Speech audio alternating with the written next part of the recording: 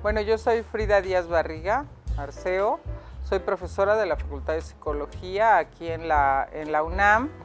y bueno, mi formación es en Psicología de la Educación y en Pedagogía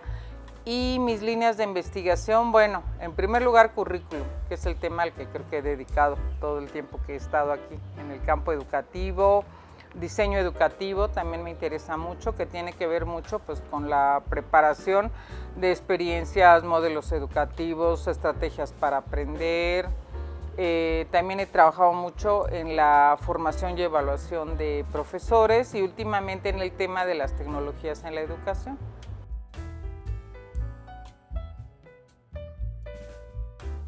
Bueno, pues precisamente es una manera de concebir el aprendizaje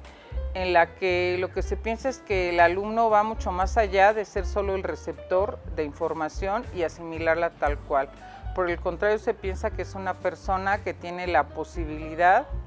la capacidad y si desarrolla el interés, pues mucho mejor, de generar un conocimiento que le aporte pues un significado y un sentido y que precisamente es a través de esa acción constructiva del alumno que se logra el aprendizaje sobre todo significativo o el aprendizaje que pasa por la vía del descubrimiento, el aprendizaje que tiene que ver con la mediación de los otros, el aprendizaje que nos ayuda a llevar esos saberes a otros momentos y escenarios de vida, ya sea para solucionar problemas o para generar alguna producción inédita, distinta de lo que ya se sabe o se conoce. Se me hace muy interesante porque, bueno, este autor y los que siguen esas ideas muy socioconstructivistas, pues plantean que, claro, hay todo un trabajo personal, individual, si quieres llamarlo intrasubjetivo, para aprender y es muy cierto, nadie aprende por ti, ¿verdad? Hay todo un acto entre voluntad, interés, capacidad, conocimiento previo, etcétera, que se pone en juego, pero al mismo tiempo somos seres sociales. Toda la capacidad de desarrollarnos, de crecer, de generar formas de actuar, pensar, pues está mediada siempre por otras personas, ¿no? Por la interacción con otros, y ahí es donde se encuentra que pues tiene que ser un acto eminentemente social, y ahí ya hablamos de ese plano intersubjetivo. Entonces, muy interesante la idea que tenía Vygotsky de la doble formación de los procesos psicológicos superiores, que implican primero aprender desde esa interacción y acompañamiento en la sociedad y luego ya internalizar, reelaborar, repensar, replantear, pues todos esos saberes que vienen de tu contexto cultural.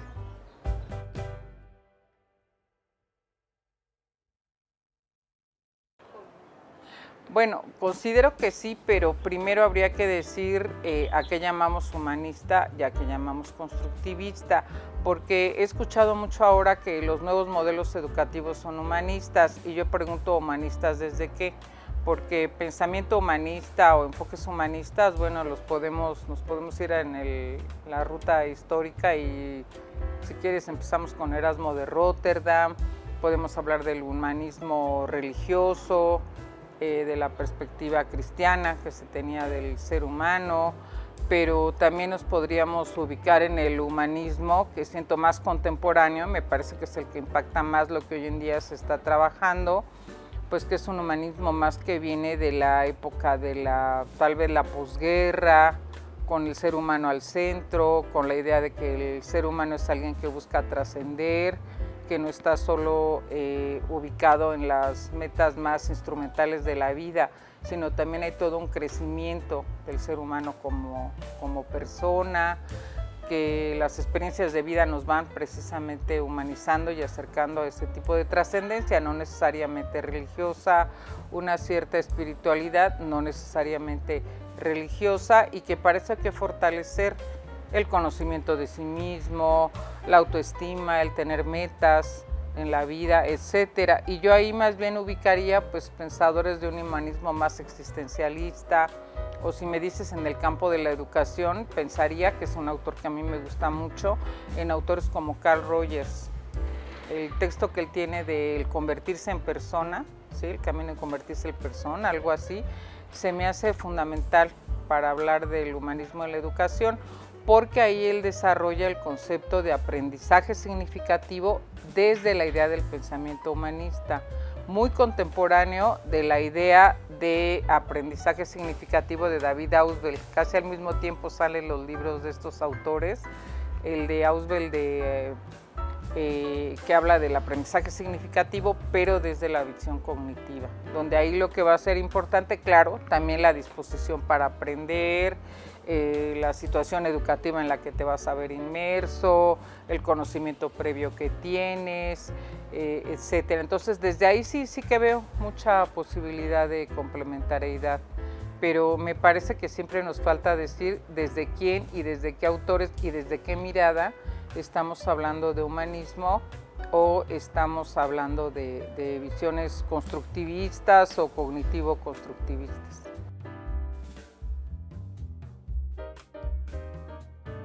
Creo que son problemas que tienen hasta una raíz o una trascendencia filosófica, ¿verdad? Como en la era de la modernidad los seres humanos hemos querido ubicar, tal vez con una tendencia muy fisicalista, dirían algunos, muy biologicista, dirían otros,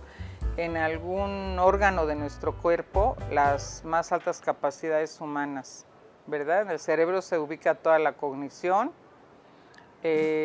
para otros en el corazón se ubica todo el tema de las emociones y bueno, son representaciones pues, que tienen las culturas, los momentos históricos en algún momento y efectivamente lo que sí podría decir, más que decir en el cerebro o en la cabeza, sí podría decir que las miradas de tipo cognitivo, constructivista, sí piensan que hay una vida mental, una representación mental, que construimos un algo simbólico. No me atrevo a decir ahora tal cual está solo ubicado en el cerebro, ¿verdad? Eso es uno de los grandes dilemas en este asunto, pero que nos permiten representar el mundo, pensar y actuar sobre él, ¿verdad? Es por eso que se dice que son miradas mentalistas. Piensan que hay una mente y que esa tiene un amplio carácter simbólico y representacional,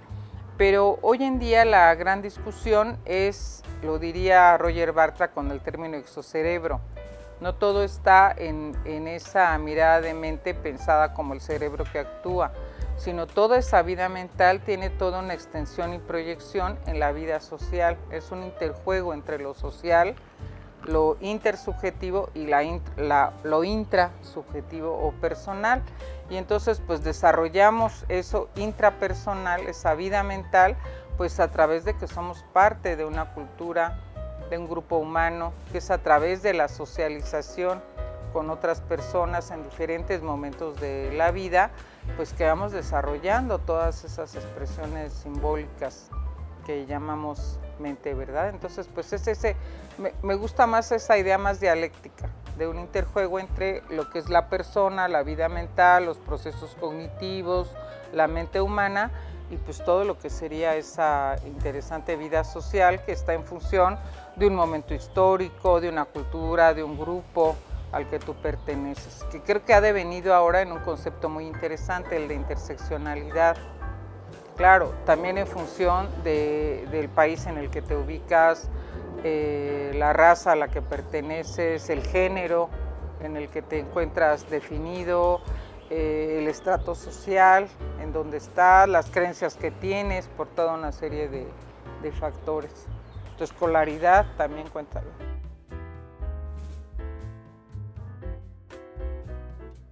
Bueno, esa es la tesis central de la visión de enseñanza situada. Qué bueno que me lo preguntas porque ahora he estado escuchando cada barbaridad de lo que es la visión de la cognición y la enseñanza situada. Primero quisiera decir que es un ámbito de teorización muy anglosajón,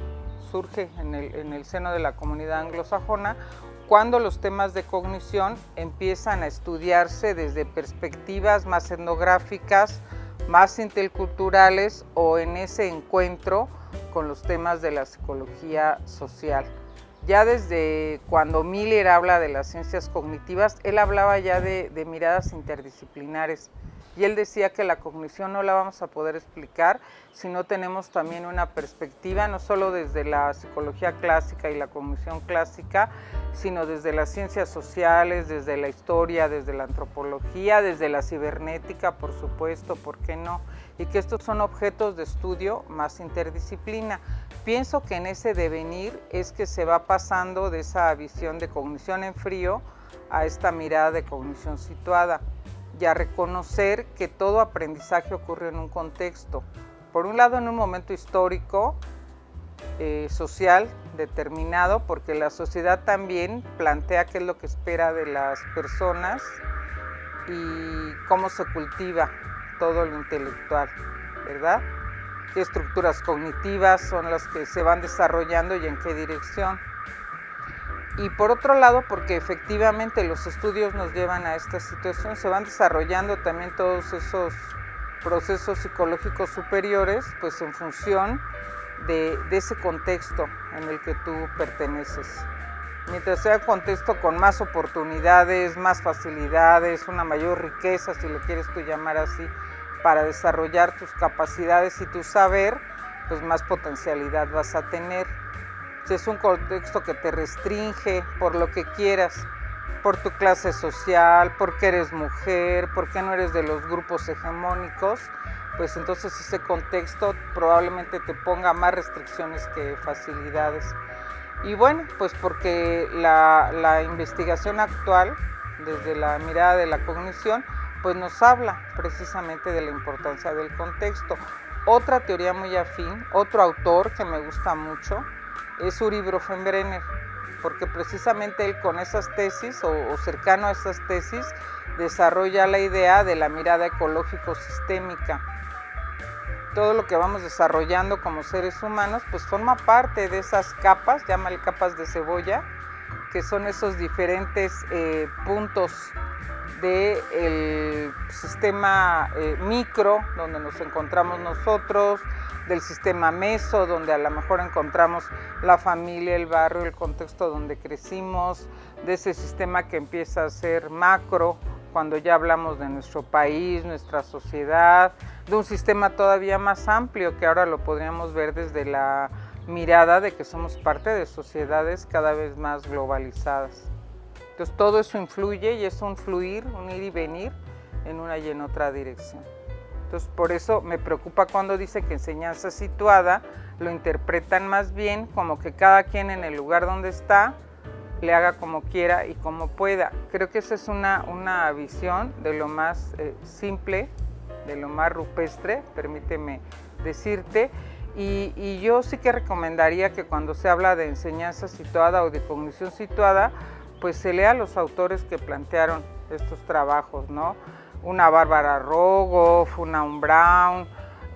los trabajos de Jane Leib, los trabajos de Tien Wegner, el libro de comunidades de aprendizaje, los libros de la cognición situada, toda esa riqueza de investigación que ya con una mirada mucho más multicultural, pues empezaron a ver cómo se aprende y cómo se enseña en función de esos distintos contextos y situaciones culturales.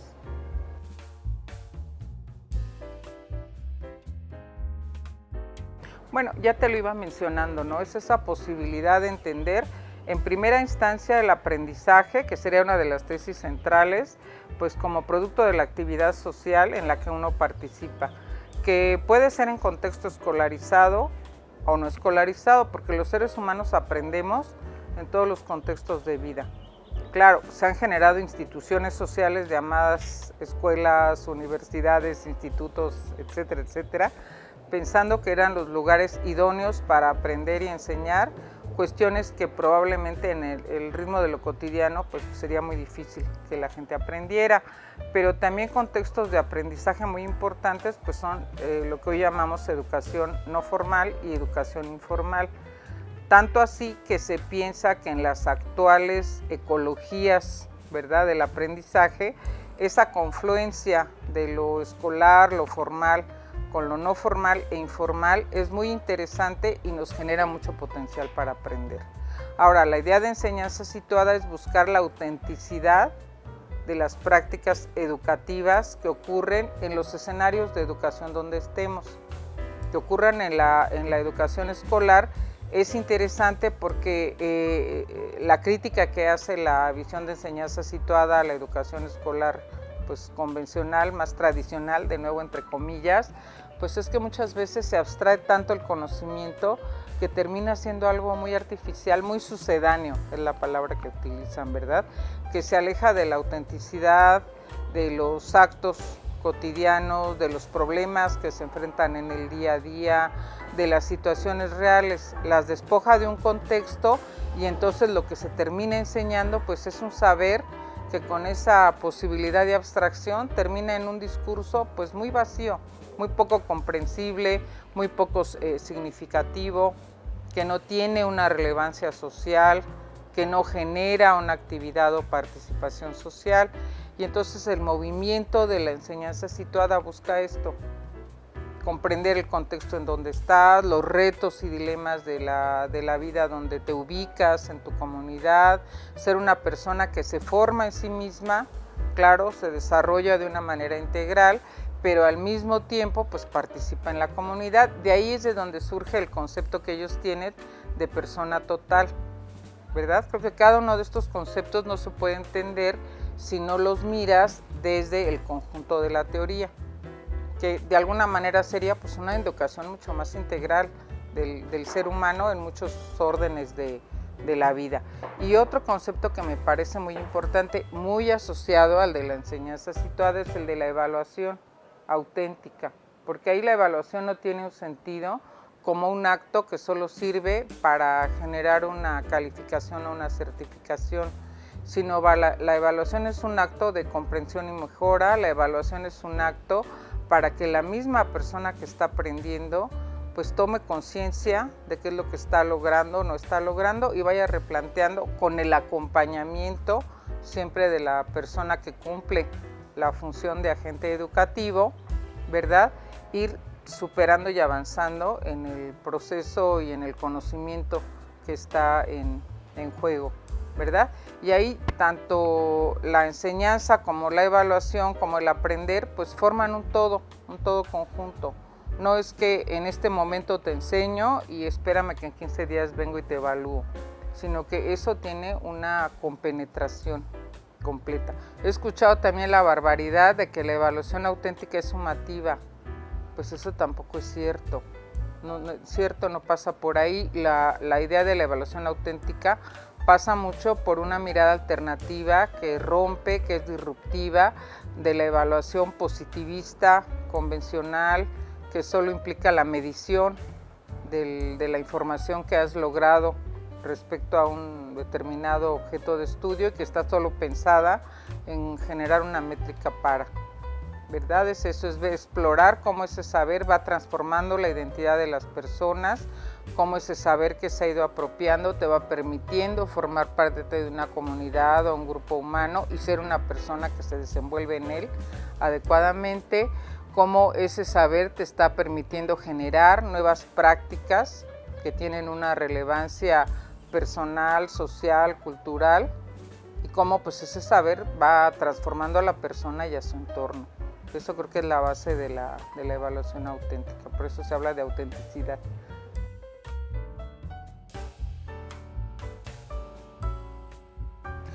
Mira, te diré que la buena enseñanza y los maestros comprometidos son conscientes que le dedican mucho tiempo y esfuerzo a la educación,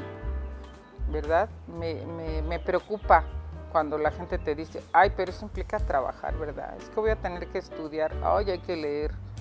Pues es que, fíjense que creo que una premisa es el conocimiento siempre está en efervescencia, en ebullición, no sé qué palabra usar, y aprender y conocer pues son nuestros actos más cotidianos. Cada día hay algo que aprender, que conocer, que repensar, que transformar, y efectivamente poder pasar de una mirada muy positivista, muy esencialista de lo que es el acto de aprender, muy escisionista, por decirlo de alguna manera, donde enseñar es transmitir información y aprender es repetirla, pues ¿qué implica? No, y no mucho tiempo y esfuerzo, implica una ruptura en nuestra concepción de lo que es la educación, que creo que eso es lo más fuerte. No sé si eso se mida en tiempo y esfuerzo, pero sí creo que se mide en un cambio importante de nosotros mismos, en un cambio hasta de filosofía y mirada de nuestro papel como profesores. Entonces, claro, es un tiempo y es un esfuerzo, pero pues para poder transformar desde lo cotidiano nuestra forma de pensar, nuestra mentalidad y nuestra forma de actuar.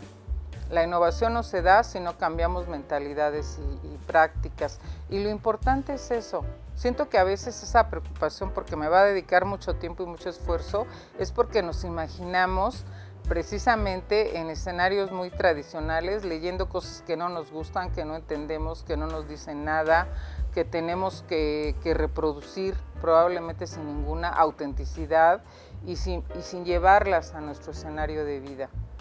Creo que el cambio es un cambio más en formas de ser, de actuar, de interactuar.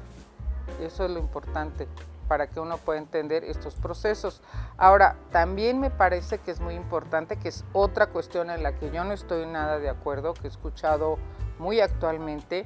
que se piense que todo sale de un saber que el profesor ya trae. Como que en el momento que no sé, a lo mejor cursó su formación inicial o por la experiencia del día a día ya trae como un chip o una impronta donde ya todo lo sabe y todo lo tiene. Y eso va a salir espontáneamente, ¿no? Cuando escucho esto de que ahora a los maestros no se les va a dar ningún apoyo, ni se les van a enseñar métodos, ni estrategias educativas, ni necesitan acompañamiento ninguno para transformar esas mentalidades y esas prácticas educativas y llevarlas a este tipo de propuestas, digo, ay, me preocupa porque es una mirada muy ingenua, muy esencialista y me preocupa que eso no va a ayudar a una verdadera transformación. Siento que en los trabajos, los docentes necesitamos teorización, comprensión de los enfoques de los que partimos. Si tú me dices la visión constructivista, la enseñanza situada, las comunidades de práctica, la evaluación auténtica, bueno, pues todo eso tiene bases, tiene principios. Hay autores fundamentales que yo leería, otros que pues no leería porque son divulgadores y distorsionadores. A lo mejor me iría a las fuentes originales. Lo que ahora se quiere trabajar de evaluación formativa, pues eso viene desde Scriven, otro autor anglosajón muy interesante en lo que postula. Pero si no nos acercamos a esas fuentes, si no lo comprendemos desde su origen y contexto, ¿cómo pretendemos que eso surja de la nada en nuestro trabajo docente? ¿Verdad? Entonces sí hay que tener una formación conceptual sólida, pero lograr tender un puente con los maestros para que eso entre a los espacios de aula y ahí sí ellos hagan las transformaciones, el trabajo, todo lo que se tenga que hacer para que pues eso pueda florecer y de la mejor manera. ¿Qué ha sucedido? Que ante la carencia de una verdadera teorización, no teoría, teorización, eso es otra cosa, lo dice William Pinar, ante la falta de un acompañamiento, ante la falta de condiciones propicias en los escenarios educativos, esas supuestas innovaciones que pueden tener muchas cosas interesantes, se han vuelto una carga para los profesores. Terminan siendo un aspecto mal entendido, mal llevado a la práctica, distorsionado en su máxima expresión. Me gustan mucho unos autores que he leído, Klaus y Ogden, que dicen que desafortunadamente el sistema a veces parece que opera para que nos quedemos con la versión más anémica de las mejores iniciativas, ¿verdad? Y eso es lo que a mí no me gustaría, o al menos en mi experiencia en la formación docente. Claro que los profesores te piden acompañamiento, te piden guía, piden una relación más horizontal, tampoco quieren que venga el experto en una actitud de superioridad a decir, porque yo sé mucha didáctica, porque yo soy teórico, porque yo ya leí el tratado milenario de quien quieras, Confucio, los libros de Dewey, Comenio, me leí todos los tratados de Jean Piaget, etcétera, etcétera, te voy a decir qué y cómo hacer. No es esa la relación pedagógica, no es ese el acompañamiento, no es esa la mentoría que necesita un profesor, pero sí que necesita pues condiciones de soporte y de un trabajo serio, bien cuidado y la comprensión de que no son cambios de un día para otro. pues las cosas no operan así, ¿verdad? Se necesitan otras bases para que estas cosas se vean como algo serio, viable, posible y fructífero.